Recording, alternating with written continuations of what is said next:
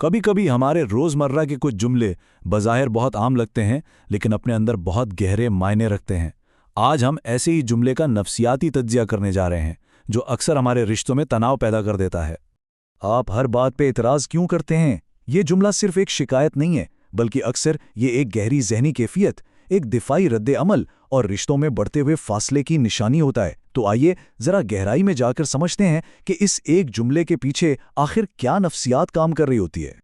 आज के इस गुफ्तगू में हम सबसे पहले इस आम से जुमले के गहरे मायने जानेंगे, फिर इसके पीछे छुपी नफ्सियात को समझेंगे, ख़ास तौर पर जब ये वालिदैन और औलाद के दरमियान बोला जाए। उसके बाद हम बेहतर बातचीत के लिए कुछ अमली इक़दामात पर बात करेंगे और आखिर में इस सवाल का जवाब तलाश करेंगे कि असल मसला एतराज़ है या बात करने का अंदाज़। तो आइए पहले हिस्से से शुरू करते हैं। एक आम जुमला, गहरे माने। देखिए, अल्फाज कभी भी इतने सादा नहीं होते जितने वो सुनाई देते हैं। हम देखेंगे कि कैसे हमारी आम सी गुफ्तगू भी हमारे रिश्तों में चलने वाली अंदरूनी कश्मकश को जाहिर कर देती है। अब आते हैं दूसरे और बहुत ही दिलचस्प हिस्से की तरफ, जुमले के पीछे की नफ्सियात। जब कोई ये जुमला कहता है तो वो असल में दूसरे के बारे में कम और अपने बारे में बहुत कुछ बता रहा होता है। आइए समझते हैं कि ये जुमला कहने वाले के जहन में आखिर चल क्या रहा होता है। उसकी सबसे पहली और आम वजह एक दिफाई जहनियत हो सकती है। ये एक नफ्सियाती ढाल की तरह है, जहां इंसान खुद को गलती के एहसास से बचाने के लिए असल मसले से तवज्जो हटाकर सारा इल्ज़ाम तनकीद करने वाले पर ही डाल देता है। यहाँ पर एक बहुत दिलचस्प नफ्सियाती खेल होता है।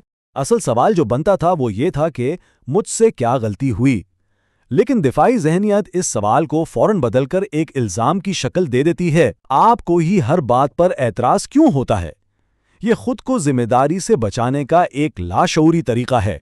दूसरी बड़ी वजह हो सकती है अदम बर्दाश्त। मतलब कुछ लोगों के लिए इख्तिलाफ़े राय या कोई भी इस्लाही मशवरा कबूल करना बहुत मुश्किल होता है। उन्हें हर मशवरा एक ज़ाती हमले जैसा महसूस होता है, चाहे कहने वाले का मकसद भलाई ही क्यों ना हो। इससे जुड़ी भी एक और कैफियत है, खुद एतमादी की कमी।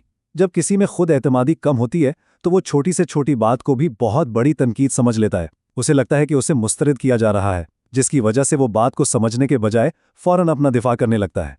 और चौथी वजह है सुकून की ख्वाहिश। सीधी सी बात है, कुछ लोग अपनी ज़िंदगी में कोई मुश्किल नहीं चाहते। वो नहीं चाहते कि कोई उनकी गलतियों की निशानदेही करे, तो जैसे ही कोई रोकता या टोकता है वो फौरन ये जुमला बोलकर गुफ्तगू ही ख़त्म कर देते हैं ताकि अपने आराम को बचा सकें। अब हम इस गुफ्तगू के सबसे सेंसिटिव पहलू की तरफ आते हैं, यानी वालिदैन और औलाद का रिश्ता। जब यही जुमला एक बच्चा अपने वालिदैन से कहता है तो उसके मानी और भी ज़्यादा गहरे हो जाते हैं। जब कोई बच्चा अपने वालिदैन से ये कहता है तो ये अक्सर किसी गहरे मसले की तरफ इशारा होता है। हो सकता है कि इनके दरमियान जज्बाती फासला आ चुका हो, या उनकी बातचीत में वो पहले जैसा खुलापन ना रहा हो। ये भी मुमकिन है कि बच्चे को मुसलसल रोक टोक की वजह से दबाव महसूस हो रहा हो और उसे लगे कि उसकी आज़ादी को महदूद किया जा रहा है। यहाँ हमें नस्लों का फ़र्क बहुत वाज़े नज़र आता है। एक तरफ नई नस्ल है जो खुद मुख्तियारी चाहती है, जो सवाल करना चाहती है और अपनी राय को अहम समझती है।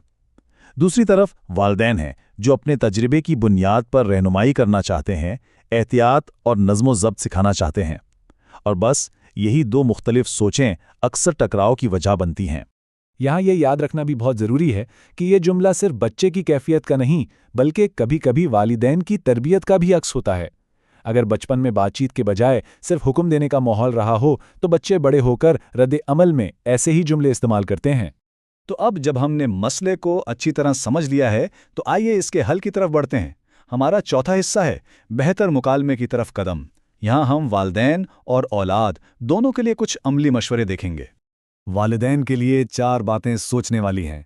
सबसे पहले खुद से पूछें, क्या मैं वाकई बहुत ज़्यादा रोक टोक तो नहीं कर रहा? फिर ये देखें, क्या हमारी बातचीत दो तरफा है या सिर्फ मैं ही बोलता हूँ? अपनी नीयत वाज़े करें कि आपकी फ़िक्र को गलत ना समझा जाए। और सबसे अहम, मोहब्बत का इजहार भी करें। इस्लाह और मोहब्बत का तवाज़ुन बहुत ज़रूरी है। और औलाद के लिए भी 3 बहुत अहम मशवरे हैं।